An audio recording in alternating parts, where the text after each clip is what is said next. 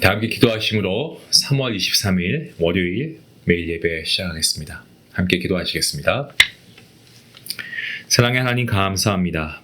오늘도 우리에게 예배의 은혜를 허락해 주시고 주님, 이 시간 우리가 하나님의 말씀을 영상으로만 대하는 것이 아니고 살아계신 하나님 앞에 엎드리는 거룩한 시간이 되게 허락해 주시옵소서. 말씀으로 우리의 생각을 새롭게 해 주시옵소서. 우리의 마음을 다시 일으켜 주시옵소서. 우리의 의를 내려놓게 하시고 십자가의 은혜를 붙들게 허락해 주시옵소서. 우리의 삶이 주님 앞에 정직하게 하시고 숨기고 싶은 부분까지도 주님의 빛 가운데 다 드러나서 치유와 회복을 경험하는 시간 되게 허락해 주시옵소서. 한 주의 시작을 믿음으로 열게 하시고 오늘도 주님과 동행하는 기쁨을 누리게 허락해 주시옵소서. 모든 말씀 예수님의 이름으로 기도하옵나이다. 아멘. 찬송가 333장 함께 하시겠습니다.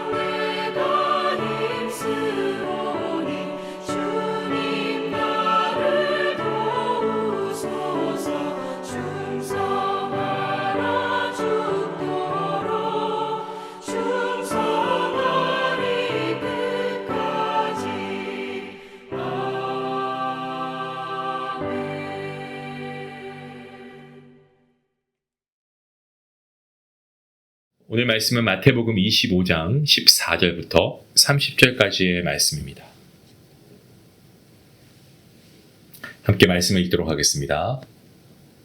또 어떤 사람이 타국에 갈 때 그 종들을 불러 자기 소유를 맡긴 것 같으니 각각 그 재능대로 한 사람에게는 금 5달란트를, 한 사람에게는 2달란트를, 한 사람에게는 1달란트를 주고 떠났으니 5달란트 받은 자는 바로 가서 그것으로 장사하여 또 5달란트를 남기고 2달란트 받은 자도 그같이 하여 또 2달란트를 남겼을 때 1달란트 받은 자는 가서 땅을 파고 그 주인의 돈을 감추어 두었더니 오랜 후에 그 종들의 주인이 돌아와 그들과 결산할세 5달란트 받았던 자는 5달란트를 더 가지고 와서 이르되 주인이여 내게 5달란트를 주셨는데 보소서 내가 또 5달란트를 남겼나이다.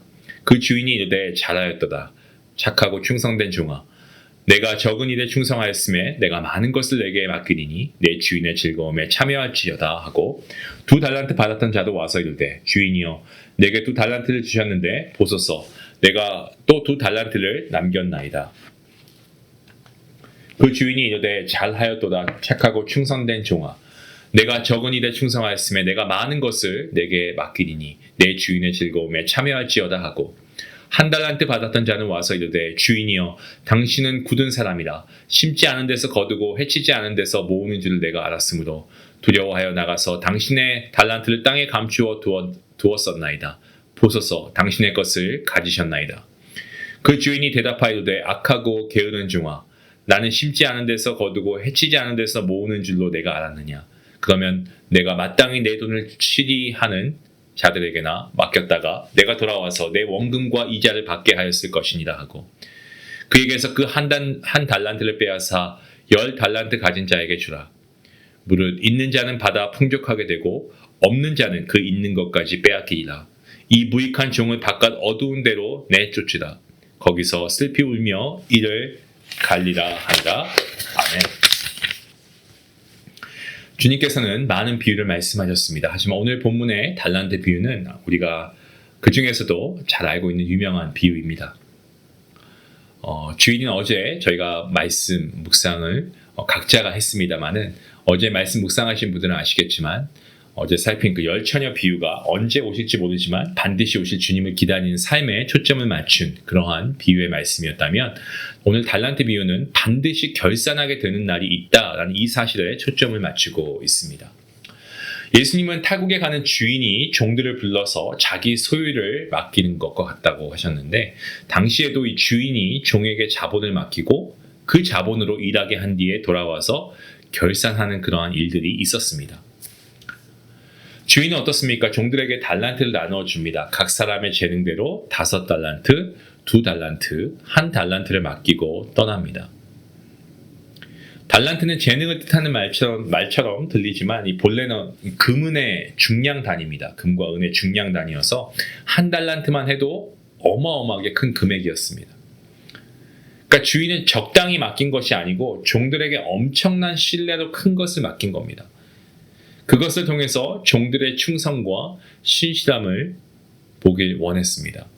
중요한 것은 주인이 이 달란트를 각각 나누어 주었다는 점, 이게 중요하고요. 하나님께서는 우리를 서로 비교해 상대평가하시는 분이 아니시고 각자에게 맡기신 것 앞에서 절대평가하시는 분이시다라는 것을 우리가 말씀을 통해 알 수 있습니다. 5달란트 받은 종 어떻습니까? 지체하지 않고 바로 가서 장사해서 또 다른 5달란트를 남겼고요. 2달란트 받은 종도 그같이 합니다. 그래서 2달란트를 남깁니다. 두 사람의 받은 양이 달랐을 뿐 태도가 같았습니다. 그리고 그 즉시 순종했습니다.